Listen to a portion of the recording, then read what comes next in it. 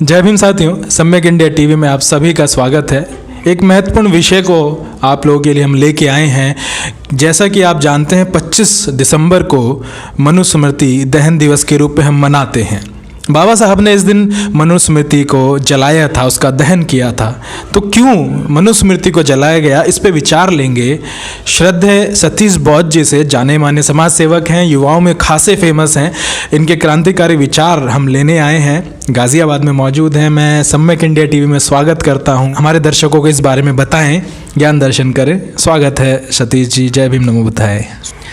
बड़ा अच्छा विषय चुना है सम्यक इंडिया टीवी ने कि इस संबंध में चर्चा की जाए कि बाबा साहब डॉक्टर भीमराव अंबेडकर जो इतने महान दार्शनिक रहे, इतने महान राजनीतिज्ञ रहे, एक बड़े ही महान समाजविद रहे हैं, ऐसे विद्वान व्यक्ति ने भला मनुस्मृति नाम की एक पुस्तक को क्यों जला दिया आज ही के दिन। ये बड़ा गंभीर विषय है, तो आप इस बारे में ज़रूर जानें कि बाबा साहब डॉक्टर भीमराव अंबेडकर ने ऐसी पुस्तक को क्यों जलाया। और जानते हो, जलाया ही नहीं, बाबा साहब डॉक्टर भीमराव अंबेडकर ने बड़े ही खुले शब्दों में कहा है कि ये तो काला कानून है, एक ऐसा कानून जो मनुष्य को मनुष्य नहीं स्वीकार करता, एक ऐसा कानून जो मनुष्य को मनुष्य के बराबरी नहीं देता, एक ऐसा कानून जो मनुष्य को पशु से भी बदतर जिंदगी दे देता है, और एक ऐसा कानून जहां महिलाओं का कोई अस्तित्व नहीं होता, एक ऐसा कानून जहां महिलाओं को स्वतंत्र रहकर के जीने का अधिकार प्राप्त नहीं था, एक ऐसा कानून जहां महिलाओं को पैर की जूती और शोषित पीड़ित दबे कुचले वर्ग के लोगों को पशुओं से बदतर जिंदगी देने का प्रावधान लिखा गया था। तो शायद यही सभी कारण थे कि बाबा साहब डॉक्टर भीमराव अंबेडकर ने ऐसे काले विधान को जला दिया। खैर, इसके संबंध में मैं विस्तार से आपको जानकारी देना चाहता हूं। हुआ क्या, बाबा साहब डॉक्टर भीमराव अंबेडकर के द्वारा संविधान को लिखने से पहले भी भारत में एक संविधान हमेशा से निहित था। एक ऐसा संविधान था जो सामाजिक स्तर पर, धार्मिक स्तर पर पूर्णतः लागू था। यकीन जानिए, जब मैं आपको बताना शुरू करूंगा तो आप पाएंगे कि वो कहीं ना कहीं आज भी आपके परिवार में, आपके समाज में कहीं ना कहीं व्याप्त है। जब आप बोलना शुरू करते हैं तो कई बार आपकी बातों में, आपके विचारों में, आपकी भावना में, आपके आचरण में भी उसका असर आज भी परिलक्षित होता है, स्पष्ट दिखाई पड़ता है। तो एक ऐसा कानून है, मैं कहना चाहता हूं, सतीश बौद्ध होने के नाते मैं कहना चाहता हूं कि मनुस्मृति मूर्खों का ग्रंथ है। मनुस्मृति नाम के काले विधान को लिखने वाले व्यक्ति का नाम था ऋषि मनु। उस व्यक्ति ने इस विधान को लिखा था। जब उस व्यक्ति ने विधान को लिखा तो सबसे पहले उसने इस बात को प्रतिपादित किया कि मनुष्य की उत्पत्ति कैसे हुई भारत में, क्योंकि भारत में लागू था ये। भारत के ही लोग इसको, भारत के लोग या कहूँ कि भारत में रहने वाले मनुवादी विचारधारा के लोग, वो मनुवादी लोग जिनकी आस्था मनु के विधान में थी, उन लोगों पर ये पूरी तरह से लागू हुआ। क्या कहता था वो कहता था कि एक युग पुरुष है युग पुरुष, जितने भी ये वर्ण बने हैं ये युग पुरुष से ही बने हैं। सबसे पहली थ्योरी तो यहीं खत्म हो गई। उस मूर्ख आदमी से पूछो, क्या कोई पुरुष उत्पत्ति कर सकता है? उत्पत्ति केवल महिला के माध्यम से हो सकती है, पुरुष कैसे उत्पत्ति कर देगा? हमें बेवकूफ बनाया।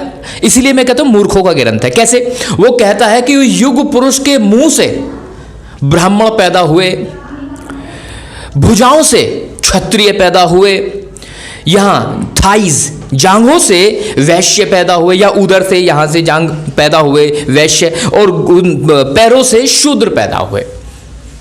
मैं ये पूछना चाहता हूं, पागल आदमी, मूर्ख, मुंह से बच्चे पैदा होंगे?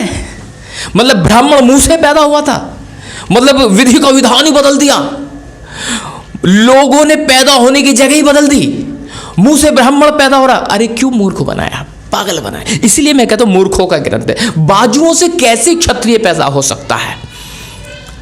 यहां पेट से या पेट से लेकर थाई तक का जो एरिया है, वहां से कह रहा है कि वैश्य पैदा हुए और जो है पैरों से शूद्र पैदा हुए। तो ये मूर्खों की संज्ञा ना दूं तो मैं इसे क्या दूं? जब मैं बात करता हूं वैज्ञानिक दृष्टिकोण की, तो मुझे पता चलता है कि मनुष्य की उत्पत्ति पानी से हुई है। पानी जब आप किसी एक बर्तन में करके रख दें तो सबसे पहले उसमें कुछ दिनों के बाद कीड़े पैदा होने शुरू हो जाएंगे। पहले एक कोशीय जीव होते थे, फिर बहुकोशीय जीव होने शुरू हो गए। एक कोशीय जीव आपने पढ़ा होगा अपने स्कूल की किताबों में, पैरामीशियम, युगलीना, अमीबा। एक कोशीय जीव थे, मतलब कोशिका एक ही थी। आज आपके शरीर में करोड़ों कोशिकाएं हैं जिनसे मिलकर के पूरा एक शरीर बना हुआ, वो केवल एक कोशीय जीव थे। फिर धीरे धीरे बहुकोशीय जीव हुए। इस तरह से पहले जो है उत्पत्ति पानी में हुई, फिर धीरे धीरे धरती पे होनी शुरू हुई। लेकिन ये मूर्ख आदमी कह रहा है कि युग पुरुष से ये सारे पैदा हो रहे हैं। तो यहाँ ये सिद्धांत गलत होता है। इसलिए बाबा साहब डॉक्टर भीमराव अंबेडकर ने मनुस्मृति को जलाया। दूसरा, मनु कहता है, पढ़ना ध्यान से, मनुस्मृति भी इन लोगों ने बदल दी है। ध्यान से सुनना जो कह रहा हूं। अगर मनुस्मृति पढ़नी है तो खरीदना मनुस्मृति रिटन बाय कुल्लुक भट्ट, कोई और मनुस्मृति नहीं, रिटन बाय कुल्लुक भट्ट। तो आपको बिल्कुल सच्ची कहानी उसमें मिलेगी। वरना नेट पे देख लो, इन्होंने सब बदल दिया। बड़े चालाक लोग हैं यार, इन्होंने सब बदल दिया। क्योंकि जब बाबा साहब ने 25 दिसंबर को जलाई थी ना, तो बड़ी छीछा लेता रही, देश में नहीं पूरी दुनिया में छीछा लेता रही कि जो है इस तरह का काला कानून देश में व्याप्त था। खैर, एक मूर्खता वाली बात और बताता हूँ आपको। बचपन से बताया जाता होगा कि जो है हल्लन आया, वही हल्लन है ना, सुना होगा ना, ये भूकंप को वो हल्लन कहते थे। वो क्या होता था, वो हमें ये बताया गया कि जो गाय है, गाय के एक सींग पे पूरी पृथ्वी टिकी हुई है, और जब वो सींग थक जाता है तो गाय उसे बदल के दूसरे सींग पे रख लेती है। तो जैसे वो बदलती है तो वो धरती हिलती है, तो धरती के हिलने से आता हल्लन, तो उसे भूकंप कहते हैं। तो इन लोगों ने कितना पागल बनाया, मतलब गाय के सींग पे धरती पृथ्वी है।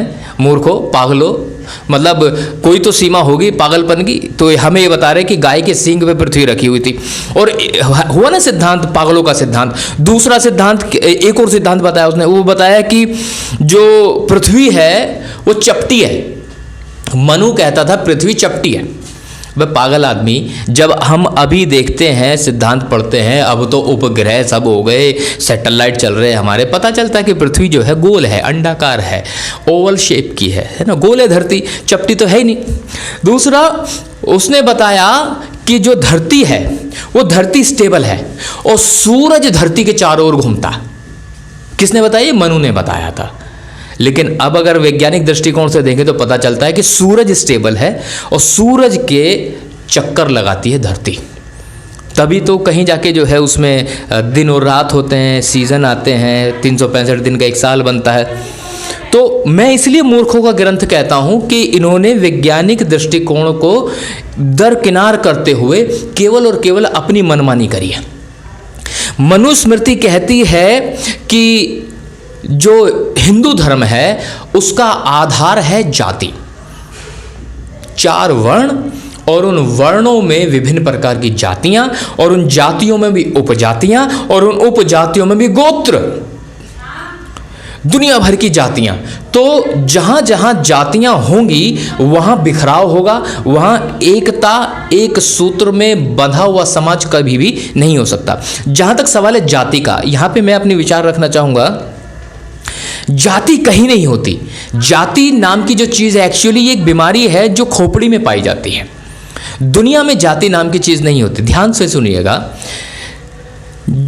एक कुत्ते का शरीर एक गधे के शरीर के जैसा नहीं होता, और एक गधे का शरीर हाथी के शरीर के जैसा नहीं होता, और एक बंदर का शरीर एक चिड़िया के शरीर के जैसा नहीं होता, और एक चिड़िया का शरीर मनुष्य के शरीर के जैसा नहीं होता। जहां शरीर की बनावट में फर्क होता है वहां जातियां हो सकती हैं, लेकिन जहां शरीर की बनावट में फर्क नहीं होता वहां जातियां हो ही नहीं सकती। जैसे कुत्ते का शरीर हाथी के जैसा नहीं है, तो हाथी एक अलग प्रजाति है, कुत्ता एक अलग प्रजाति है। लेकिन भारत में पैदा होने वाले पुरुष का शरीर ऐसा ही है जैसा ऑस्ट्रेलिया में पैदा होने वाले पुरुष का है, भारत में पैदा होने वाली महिला का शरीर ऐसा ही है जैसे अमेरिका में पैदा होने वाली महिला का शरीर है, तो वहां मूलभूत संरचना एक जैसी है। जहां शरीर के बनावट में फर्क नहीं होता तो वहां जातियां हो ही नहीं सकती। तो यहां मनुस्मृति का सिद्धांत एकदम विफल हो जाता है कि अगर वास्तव में मनु का सिद्धांत ही सही होता तो उसे अमेरिका भी अपना रहा होता, उसे ऑस्ट्रेलिया भी अपनाता, उसे चाइना भी अपनाता। लेकिन ऑस्ट्रेलिया, अमेरिका और चाइना जैसी कंट्री ठोकर मारती हैं ऐसे काले विधान को, जो कि लोगों को जातियों के आधार पर बांट के रखते हैं, क्योंकि जातियां मानसिक बीमारी है, ये एक मनोरोग है। दूसरा, मनुस्मृति का आधार है, मतलब मनुस्मृति कहती है कि हिंदू धर्म का आधार है आत्मा। आत्मा को आधार बताया गया। पहली चीज तो यह है कि आत्मा कहाँ है, कैसी है। उसमें लिखा है कि आत्मा का कोई आकार नहीं होता। उसमें लिखा है कि आत्मा न कटती है, न फटती है, न मरती है, न सड़ती है, न गलती है। आत्मा को मारा नहीं जा सकता, आत्मा का कुछ नहीं हो सकता। आदमी जब तक जिंदा है उसके अंदर आत्मा है, जब आदमी मर जाता तो उसकी आत्मा निकल जाती है। ये थ्योरी वो बताता है और ये कहता है कि एक शरीर में केवल एक ही आत्मा निवास करती है। मैं इस सिद्धांत को बिल्कुल स्वीकार नहीं करता। जैसे अगर आत्मा होती है, एक शरीर में एक होती है, तो जब एक महिला गर्भवती होती है तो उसके शरीर में एक बच्चा होता है, तो बच्चे का एक शरीर, और एक वह खुद होती है तो उसका दूसरा शरीर। तो इसका मतलब एक महिला के शरीर में एक समय में दो आत्माएं होती हैं। तो एक आत्मा का सिद्धांत तो यहीं पे खत्म हो जाता है। इसका मतलब मनु को खुद नहीं पता था आत्मा है भी या नहीं है। अगर चलो आत्मा है भी, एक पल के लिए मान लें, तो आत्मा केवल जब इंसान मर जाता है तो ऐसा कहते हैं कि भाई ऐसा है, उसकी उम्र पूरी नहीं हुई थी, एक्सीडेंट में मर गया, उसकी आत्मा भटक रही है ना। उसकी आत्मा भटके ना तो उसके लिए श्राद्ध करना पड़ेगा, उसके लिए कौवों को जो है खाना खिलाना पड़ेगा और कई तरह के जो है ड्रामे करने पड़ेंगे। तो मैं ये कह रहा हूँ कि जो आत्मा भटक रही है ये इंसानों की क्यों भटक रही है, कुत्तों की भी तो आत्मा भटकती होगी। भाई कहीं पे किसी रोड पर कुत्ता मर गया, अब वो कुत्ता मर गया, ट्रक चढ़ गया उसके पर, तो कुत्ते की आत्मा ही तो भटकती होगी। कुत्ते मारे, रोज इतने मुर्गे काटे जा रहे हैं, बकरे काटे जाते हैं, सूअर काटे जाते हैं, गाय भैंस काटी जा रही हैं पूरी दुनिया में, तो उनकी आत्मा भी तो कहीं जाती होगी। या केवल आत्माओं का ठेका इन इंसानों ने ले रखा, केवल इंसान की आत्मा घूमेगी फिरेगी, है उसे ही चैन ना मिलेगा जब तक ब्राह्मण के झैन में खीर ना जाएगी, पैसे नहीं जाएंगे, नारियल नहीं फूटेगा, तब तक आत्मा को शांति नहीं मिलेगी। तो ये मूर्ख बनाने वाले तरीके हैं और इनका जो है व्यापार करने का ढंग था। तो ये कहते हैं कि आत्मा होती है, आत्मा अजर है, अमर है। और सोच के देखो कितने सारे लोग मरे, इसका मतलब अकबर की आत्मा तो अब भी घूम रही होगी कहीं ना कहीं, क्योंकि अकबर तो जो है मुसलमान था, हिंदू तो था नहीं। जब हिंदू नहीं था तो मुसलमान था, वो मुसलमान था तो उसका श्राद्ध नहीं हुआ, उसका श्राद्ध नहीं तो उसकी आत्मा को कैसे शांति मिली होगी। और जब उसकी आत्मा को शांति नहीं मिली तो भटक रहा होगा यहीं कहीं। तो जितने भी ये तैमूर लंग था, चंगेज खां था, शाहजहां था, इब्राहिम लोधी था, ये तो भटक रहे होंगे ना यहीं कहीं। अगर यहीं कहीं भटक रहे तो मिलवाओ जरा इनसे। ये पागल बनाने का एक तरीका था। तो बाबा साहब समझ गए थे कि यार ये आत्मा पात्मा का चक्कर जो है बड़ा बेकार है, इससे कुछ नहीं होता, ये लोगों को पागल बना रहे। और इन्होंने सिद्धांत बताया कि सुख और दुख का कारण, भाई साहब दुनिया में जो कुछ होता है वो केवल और केवल ईश्वर की मर्जी से होता। मतलब इंसान खुद नहीं करता कुछ भी, वो जो सब कुछ करवा रहा है वो ऊपर वाला करवा रहा है। इसका मतलब यह कुलदीप सिंह सेंगर ने वो जो बलात्कार किया था वो तुम्हारा ईश्वर करवा रहा, सेंगर थोड़ी ना जिम्मेदार है। सेंगर को तो संविधान की वजह से सजा मिल रही है, वरना मनुस्मृति होती तो उन्हें तो पाप गंगा में नहाने से ही पाप धुल जाते थे उनके। तो वो तो ये कहते थे आपने जो चोरी चकारी करी हो, आपने बलात्कार करा हो, अगर आप ब्राह्मण हैं तो आप गंगा में नहा लो, आपके तो सारे पाप धुल गए। ये लिखा हुआ था उसमें। तो आप सोच के देखो ये मूर्खता से भरा हुआ संविधान था, विधान था, काला कानून था। तो ये जो संविधान था ये मुख्य रूप से ब्राह्मणों या फिर क्षत्रियों या फिर वैश्यों के पक्ष में था। शिक्षा का अधिकार यह केवल ब्राह्मणों को देता था, राजपाट करने का अधिकार ये केवल क्षत्रियों को देता था, और व्यापार करने का अधिकार ये केवल वैश्यों को देता था। शूद्रों को केवल और केवल इनकी साफ सफाई करवानी इनके घर की, इनके लिए लत्ते कपड़े सिल के देने हैं, इनके लिए घर बार तोड़ फोड़ बना कर देके देना है। तो ये जो सारे काम हैं, जो मजदूरी है, कारीगरी है, ये काम जो शूद्रों से करवाते थे। बाकी पढ़ने लिखने का इनका हक ही नहीं था। यहाँ तक कि वेद पुराण जितने भी थे इनके, उन्हें पढ़ने का हक केवल और केवल ब्राह्मणों को था। तो बाबा साहब ये कहते थे यार ऐसे कैसे हो सकता है। तो यहाँ तक कि संस्कृत भाषा का इस्तेमाल करने का अधिकार शूद्रों के पास नहीं था। ये साफ लिखा उसमें कि शूद्र नहीं। यहाँ तक कि इतना लिखा है कि अगर किसी सूरत में वेद पुराणों के जो मंत्र हैं, शूद्र अगर अपनी जबान से बोल भी दे तो उसकी जबान को काट दिया जाए, उसकी जबान काट दी जाए। और अगर सुन ले तो उसके कान में शीशे को पिघला के डाल दिया जाए, ताकि उसकी स्वर्ण शक्ति जो है समाप्त हो जाए, सुनने की क्षमताएं समाप्त हो जाए। तो इस तरह का काला कानून है ये। तो बाबा साहब ने बिल्कुल ठीक किया, इसमें आग लगा दी। और इसमें जो वैवाहिक संस्कार बताए गए हैं वो जाति और गोत्र के आधार पर बताए गए हैं। वो ये कहता है कि जो है एक ही जाति में और विपरीत गोत्र के लोग ही विवाह कर सकते हैं, सेम जाति में सेम गोत्र के लोग विवाह नहीं कर सकते। अच्छा, यहाँ पर एक भी समस्या और है कि जो ब्राह्मण है, ब्राह्मण को हक दिया है कि वो ब्राह्मणों में शादी कर सकता है, क्षत्रियों में कर सकता है, वैश्यों में कर सकता है, शूद्रों में कर सकता है। मतलब उसके पास इतनी पावर है कि नीचे के तीनों लोगों की बेटी को अपने घर में दुल्हन बना सकता है। लेकिन जब बात आती है क्षत्रियों की, तो क्षत्रिय क्षत्रियों में विवाह कर सकता है, वैश्यों में कर सकता है, शूद्रों में भी कर सकता है, लेकिन ब्राह्मणों में नहीं कर सकता। फिर बात आती है वैश्य की, तो वैश्य अपने में कर सकता है और शूद्रों में कर सकता है, लेकिन क्षत्रियों में और ब्राह्मणों में नहीं कर सकता। शूद्र जो है, शूद्र केवल शूद्रों में शादी करेगा। इसका मतलब क्या हुआ, शूद्र की बेटी का भोग वो ऊपर के सारे लोग कर सकते हैं, शूद्र नहीं कर सकता। और मजे की बात, एक संज्ञान में बता रहा हूं, पुस्तक का नाम है बाबा साहब के संपर्क में 25 वर्ष, और ये लिखा है माननीय सोहनलाल शास्त्री जी ने। उसमें एक संज्ञान दिया है कि ब्राह्मण ने एक बार एक शूद्र कन्या से विवाह किया। विवाह बड़ा विचित्र था। विवाह कुछ इस तरह का था कि विवाह के पश्चात लड़की अपने पिता के घर रहेगी, पति के घर नहीं जाएगी, और पति दिन में लड़की के घर नहीं आएगा, केवल रात को ही उस लड़की के घर पे वो आएगा। एक दिन वो रात को आया। जब रात को वो वहां पहुंचा तो उसे प्यास लगी। अब जब प्यास लगी तो उसने कहा कि भाई मुझे प्यास लगी है, बड़ा ही विचित्र स्थिति हो रही है कि आप मुझे पानी दें। अब वो गिलास में भर के पानी ले आई, लेकिन अचानक उसे मनुस्मृति की बातें याद आ गई। ब्राह्मण था, उसके दिमाग में सारे नियम कायदे कानून जिंदा हो गए। वो कहने लगा भाई ऐसे तो नहीं, क्योंकि तुम्हारे हाथ से मैं पानी पीऊंगा और तुम शूद्र हो तो मेरा तो धर्म भ्रष्ट हो जाएगा। तो उसने कहा फिर क्या करें, एक काम करो, इस पानी को तुम पहले अपने मुंह में डालो। उसने, लड़की ने गिलास में से पानी अपने मुंह में डाला और उसने कहा अब अपने मुंह से ये पानी मेरे मुंह में डालो। अब उस लड़की ने अपने मुंह से पानी उसके मुंह में डाला। मैं ये कहना चाह रहा हूँ, मूर्ख आदमी, पागल आदमी अब धर्म भ्रष्ट नहीं हुआ। इसका मतलब शूद्रों के हाथ से छुई गई सारी चीजें इनका धर्म भ्रष्ट कर देती हैं। लेकिन जब ये शूद्रों की बहन बेटियों के साथ काम वासना में लीन हुआ करते थे तब इनका धर्म भ्रष्ट नहीं होता था। तब उनका धर्म भ्रष्ट नहीं होता था जब हमारे बहन बेटियों के साथ दुराचार और अत्याचार करते थे। और हाँ, ये साफ लिखा हुआ है मनुस्मृति में, पढ़ना आप मनुस्मृति, कुल्लुक भट्ट की लिखी हुई जो है। तो इस तरह की व्यवस्था उसमें थी। और समाज में सबसे ज़्यादा अगर किसी को ताकत दी गई थी तो ब्राह्मण को दी गई। और देखो आज भी बताता हूँ कैसे।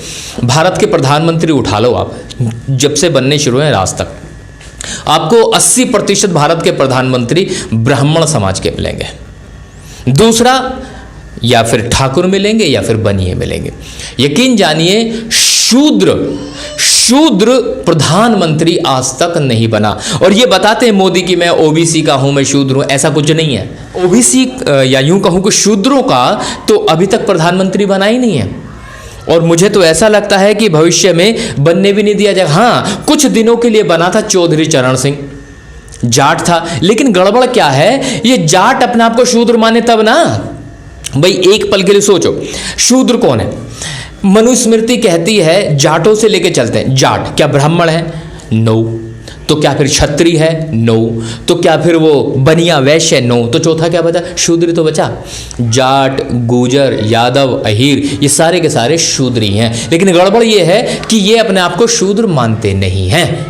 यहाँ पर आके जो है समस्या पैदा हो जाती है, क्योंकि ये सारे के सारे लोग मनुस्मृति को फॉलो करते हैं। इवन आज भी यार गाँवों में क्या, शहरों में जाकर देख लीजिएगा, बेटी को प्राथमिकता नहीं दी जाती, बेटे को प्राथमिकता दी जाती है। बेटे को हुआ यूं, मैं अपने एक परिवार की बताता हूँ। मेरे घर में मेरी बेटी पैदा हुई, मुझे तो बड़ी खुशी हुई, I was really very happy. फिर मेरे बाद दूसरी बेटी भी पैदा हो गई, मैं तभी भी खुश था कि ठीक है यार मेरे 2 बच्चे हो गए, now it is quite well. लेकिन मेरी चाची बता, बालक नन्हा सा हो जाता तो ढक्कन सा लग जाता है। आप समझ रहे? मतलब घर की औरत ये चाहती है कि बेटा पैदा हो। और सुनो, आप अपने घर में भी झांक के देख लेना, अगर 2 बेटी पैदा हो गई हैं तो औरत खुद कहना शुरू कर देती है कि काश मेरे घर में बेटा पैदा हो जा। तो ये भावना आई कहाँ से? ये भावना आई है मनुस्मृति से, क्योंकि मनुस्मृति में साफ लिखा गया है कि जो महिला है, महिला को अपना अस्तित्व बनाने का कोई हक अधिकार नहीं है। जब तक वो बाप के घर रहेगी तो वो बाप के संरक्षण में रहेगी, उसे बाप का नाम इस्तेमाल करना पड़ेगा। और जब पति के घर जाएगी तो पति के संरक्षण में रहेगी, पति का नाम इस्तेमाल करना पड़ेगा। उसका अपना कोई वजूद नहीं है। और इतना ही नहीं, ये तक लिखा है मनुस्मृति में कि महिला का अपना कोई जाति नहीं होती, जिससे शादी कर लेती है उसी की जाति की हो जाती है। मतलब ये हुआ कि अगर किसी लड़की का नाम है ज्योति सिंघल और उसने मान के चलो किसी रोहित शर्मा से शादी की, तो अब वो सिंघल ना हो करके वो शर्मा हो जाएगी। इसका मतलब ये हुआ इंडिविजुअलिटी पुरुष प्रधान देश है, उसको मिलती है, महिला को नहीं मिलती। क्यों नहीं सरनेम लड़के का बदलता लड़की के अनुसार बदल जाए? लेकिन ऐसा नहीं होगा। कारण ये है कि आप आज भी मनुस्मृति को मानते हैं, आज भी मनुस्मृति को जिंदा रखे हुए हैं। उदाहरण दे के बताता हूँ, गाँवों में जाके देख लो, घर में बनाई गई जो खिचड़ी होती है, तो खिचड़ी में 1 प्लेट दी जाती है बेटे को, 1 प्लेट दी जाती है बेटी को। तो बेटे को जो प्लेट दी जाती है उसमें घी डाला जाता है, बेटी को घी डाल के नहीं दिया जाता। अरे तू क्या करेगी खा के, तुझे ये चूल्हे चौकी करने, क्या करेगी? ये भाषा होती है हमारे लोगों की। पढ़ने के लिए जो सुविधाएं बेटे को दी जाती हैं, वो सुविधाएं बेटी को मुहैया नहीं कराई जाती। तो ये सारी की सारी चीज़ें लिखी हुई थी मनुस्मृति में। तो बाबा साहब को पता चल गया था ना मनुस्मृति में सब है, तो इसी वजह से बाबा साहब डॉक्टर भीमराव अंबेडकर ने मनुस्मृति को जला दिया। तो मैं आप सभी से निवेदन करूंगा कि हम भी अपने परिवारों में समता, समानता, बंधुत्वता, मैत्री और भाईचारे का प्रचार करें, ताकि हम मनुस्मृति जैसे काले विधान से दूर रह सकें। और फिर से आप सभी को आज मनुस्मृति दहन दिवस की मंगल कामनाएं मैं पेश करता हूं। मैं निवेदन करूंगा, हेमंत जी। बहुत बहुत साधुवाद श्रद्धेय सतीश बौद्ध जी का, बहुत सुंदर विचार रखे और सच्चाई से अवगत कराया है। बहुत महत्वपूर्ण वीडियो है। आप सभी से निवेदन है कि ज़्यादा से ज़्यादा लोगों तक इसे शेयर कीजिए, अमूल्य कमेंट कीजिए, वीडियो लाइक कीजिए, चैनल सब्सक्राइब कीजिए। जय भीम, जय भारत।